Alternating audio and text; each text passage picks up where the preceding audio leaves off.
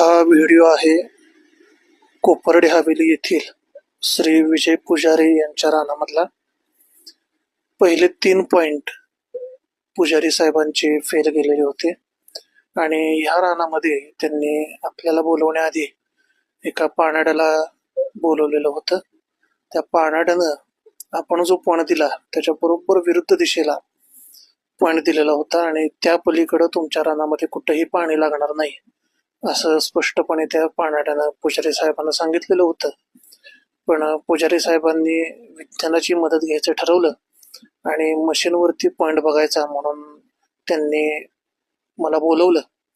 आपण त्यांचं जे काही शेत होतं ते सगळं चारही बाजूनं सर्वे केलं आणि त्यानंतर मशीनवरती आपण त्यांना हा पॉइंट दिला. तुम्ही बघू शकता जवळजवळ 2.5 ते 3 इंची पाणी आज पुजारी साहेबांना लागलेलं आहे.